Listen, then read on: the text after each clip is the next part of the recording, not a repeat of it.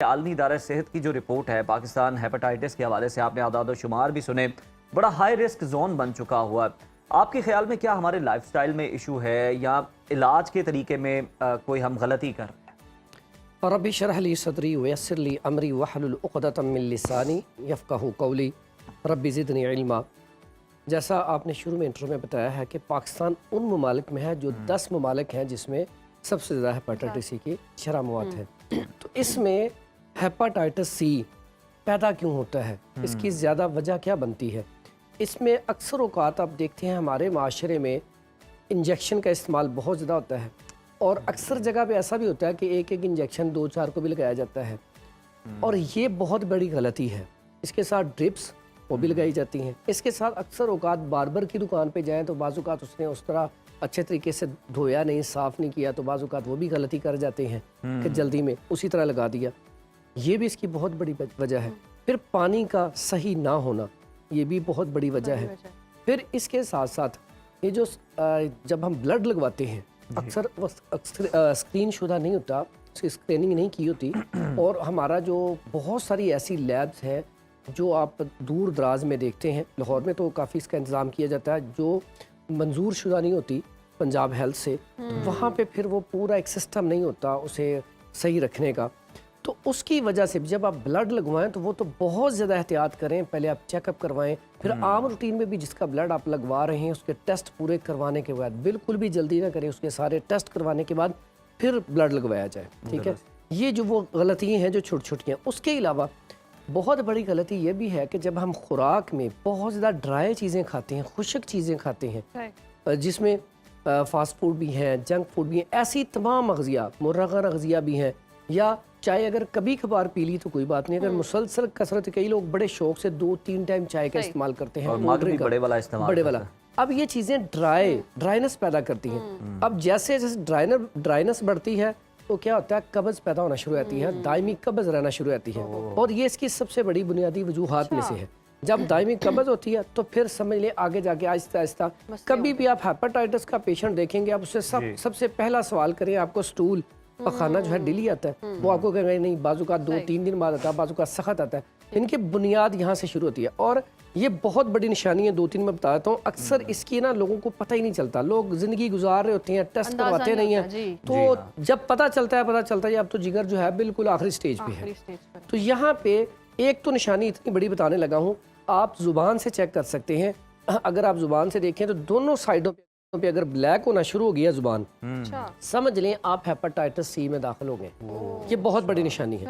उसके बाद अगर आपके नाखून ब्लैक होना शुरू हो गए हैं, आपकी रंगत ब्लैक होना शुरू, अब वाइट कलर था लेकिन ब्लैकिश की तरफ आ रही है, शेड ब्लैक आना शुरू हो गया, तो आपका जिगर मुतासर, फिर भी हो रहा है, हाँ जी, आप वो जिगर मुतासर होना शुरू हो गया। फिर उसके बाद अगर आपकी आइज है, ये तो वाइट है ना और सर्कल जो है बिल्कुल ब्लैक है, आपकी जो वाइट जगह वो भी हल्की हल्की ब्लैक होना शुरू हो जाएगी। फिर एक यहाँ पे निशानी, यहाँ पे ये नहीं है।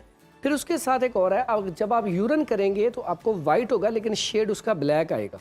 कई लोगों का मैंने खुद से देखा है कि बाजू का इसकी जब आखिरी स्टेज आती है तो यूरिन भी ब्लैक कलर में आना शुरू हो जाता है। अच्छा। और स्टूल भी ब्लैक कलर में आना शुरू हो जाता है। तो ये सारी निशानियाँ।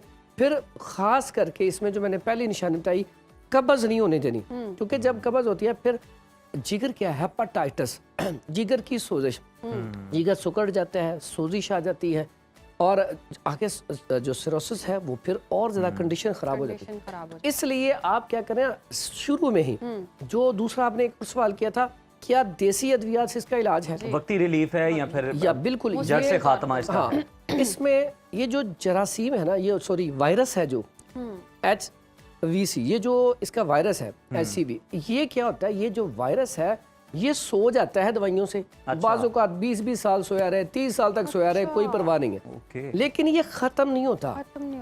ये बहुत कम होता है कि ये खत्म हो जाए, बहुत कम। ठीक है, लेकिन हर्बल अद्वियात में इंसान, क्योंकि उसका स्टूल ठीक आना शुरू होता है, गट ठीक हो जाता है, स्टमक ठीक हो जाता है, उसकी तबीयत बहुत सारी ठीक हो जाती है। और बाकी दूसरे इलाज में ये जल्दी ठीक नहीं होता, इसकी तबीयत ज़्यादा बिगड़ती जाती है। तो इसलिए हर्बल अद्वियात में ये है कि इसका जो जरासीम है, अगर वो वायरस जो है वो सो जाए ना, तो अगर आप देखें ना, आप देखें इसका एक और चीज़ देखें, आप हेपेटाइटिस सी जो है एक से दूसरे को नहीं लगता। अब एक घर में रह रहे हो, एक बंदे को हेपेटाइटिस सी है नहीं हो, हाँ हेपेटाइटिस ए है, बी है, कन्वर्ट हो जाता है, दूसरे में लग जाता है। तो इसमें डरने वाली कोई बात नहीं है। ऐसा नहीं कि आप हेपेटाइटिस सी वाला बंदा तो उससे दूर बैठना शुरू कर दें, तो ऐसा कोई इशू नहीं है। ठीक है। सिर्फ क्या है कि इसकी एहतियाती तदाबीर करें। हेपेटाइटिस सी फौरी जान नहीं लेता, लेकिन जब ये एंड पे पहुंच जाते तो इंसान बचता नहीं है। तो इसलिए इसके जो आप एहतियाती तदाबीर है इसके ऊपर अमल करें। साथ अद्वियात बड़ी अच्छी हैं।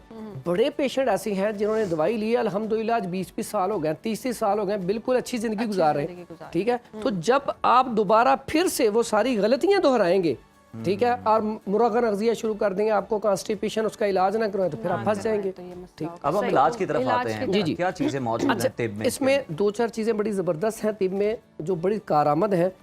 ये एक है जी हरड़, ठीक है, इसको हलीला भी कहा जाता है, हरड़ भी कहा जाता है।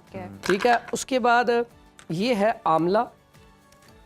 इसको ना 3 चीज़ें हैं, आमला, बेड़ा और हरड़, ये 3 चीजें, इसको त्रिफला भी कहा जाता है। ठीक है, 3 फल, त्रिफला का माना 3 फल। ये ऐसी चीजें हैं, 3 चीजों इनके आप गुठली निकाल दें, इसका जो ऊपर वाला हिस्सा है सिर्फ इसका वो छिलका लेना है। इसको आप 1 किलो दही ले लें, 1 पाव इनका अपना वो छिलके ले लें, गुठली निकाल दें। आप दही में रख के ना आप छाँव में इसे खुशक कर लें। जब खुशक हो जाए इसका फाइन पाउडर कर लें। पाउडर करने के बाद चम्मच का 1/4 हिस्सा इसकी डोज बनती है, ये खानी शुरू करें। इससे जो वायरस है वो सो जाता है। ये बड़ा अच्छा रिजल्ट है। इसे 41 दिन तक किया जाए, बड़ा ज़बरदस्त है। साथ इसके कोशिश करें नमाज पढ़ें, कुरान पढ़ें और सूरा रहमान को बार बार सुने, जितना सुन सकते हैं। क्यों? रब ने ठीक करना है तो रब से दुआ भी कर दे, वाइजा मरीज तो फहुव यशफी, तो फिर अल्लाह ताला शिफा देगा। दूसरे नंबर पे इसमें जो इन्फेक्शन हो जाता है, ठीक है, अब इन्फेक्शन जो है उसके लिए ये अक्सर मैं यहाँ पे आपके प्रोग्राम में भी बताया हुआ है, हल्दी, मुलट्ठी और सौंफ, 3 चीज़ें इसका फाइन पाउडर कर लें। ये इन्फेक्शन को बड़ी जल्दी ख़त्म करता है।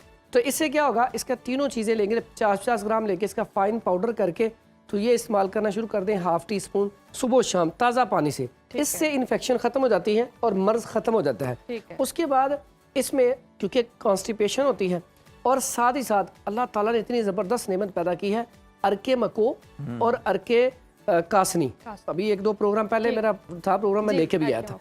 वो दोनों अरक ले ले, इतने अच्छे हैं। मैंने अपनी लाइफ में देखा जो पेशेंट बेड पे लेटे हुए चल नहीं सकते, इतना स्पेयर किस्म का उनका जिगर का इशू हो चुका है, आप उनको वो दोनों अरक ताज़ा लेके चीज़ें ताज़ा निकाल के दें, नहीं तो खुद से बना के दें, अच्छा रख दें। यकीन करें पहले दिन, दूसरे दिन, तीसरे दिन मरीज उठ के बैठना शुरू कर देगा, खाना शुरू कर देगा, चलना फिरना शुरू कर देगा। मेरे पास एक नहीं कितनी एग्जाम्पल है। तो अरके मकोर कासनी, ठीक है, वो अच्छा बना हुआ तो बेहतरीन इलाज है। कितनी आधा कप दोनों का मिला लें वो, और आधा कप पानी सुबह निहार, शाम को 4 बजे ये इस्तेमाल किया जाए, बड़ा बेहतरीन किस्म का इसका रिजल्ट है। उसके बाद हम देखते हैं कि हमारे पास इन्हें बहुत सारी अल्लाह ताला ने चीज़ें दी हैं। ये है जी सना मक्की, ये ले लें 80 ग्राम, इसके पत्ते लेने हैं। उसके बाद काली मिर्च ले लें 10 ग्राम। उसके बाद इसमें निशादर ठीकरी ले लें 30 ग्राम। इसमें सूंड मिला लें 20 ग्राम। अब इसमें आपने जीरा सफ़ेद मिला लें 20 ग्राम। उसके बाद रेवंद खताई मिला लें 20 ग्राम। तुख्मे कासी मिला लें 20 ग्राम। अब ये सारी चीज़ों का फाइन पाउडर कर लें, ठीक है, ½ टीस्पून। वही अरक जो आपने इस्तेमाल करना है अरक के साथ या ताज़ा पानी के साथ सुबह और शाम इस्तेमाल करना शुरू कर दें। इंशाल्लाह अल्लाह के हुक्म से हेपेटाइटिस सी जो है, हेपेटाइटिस सी का जो वायरस है वो इंशाल्लाह सो जाएगा और तबीयत इंशाल्लाह ठीक रहेगी। सब ये हर टाइप का जो हेपेटाइटिस, अच्छा बिल्कुल, इसमें ना hepatitis A, B, C, D, अब तो इसमें मुख्तलिफ अक़साम, लेकिन हेपेटाइटिस सी में पेशेंट को कॉन्स्टिपेशन ना होने दे, उसके लिए मैं पहले भी प्रोग्राम में बताया कि इतनी ज़बरदस्त चीज़ है कि साइड इफेक्ट नहीं है इसका। ठीक है, साइड कैस्टर ऑयल ले लें 2 चम्मच, 1 कप गर्म पानी में डालें, उसमें फिर गुड़ या शहद डाल के ताकि वो थोड़ा सा मीठा हो जाए। तो ये इस्तेमाल करवाया जाए रोज़ाना रात को खाना खाने के 2 घंटे बाद या सुबह निहार, तो हेपेटाइटिस सी जो है उसमें बड़ा ही कारआमद है। क्योंकि जब आपका गट सही है, स्टूल आपको सही आ रहा है, तो आपको जो फल, और इसमें फिर हम अक्सर कहते हैं कि अगर लिवर ख़राब हो गया तो सबसे बेहतरीन फलों का इंतखाब करें और सब्ज़ी वेजिटेरियन बन जाए, उबली सब्जियां खाना शुरू कर दें, जूसेस पीना शुरू कर दें और फल, 3 चीज़ें खाएं।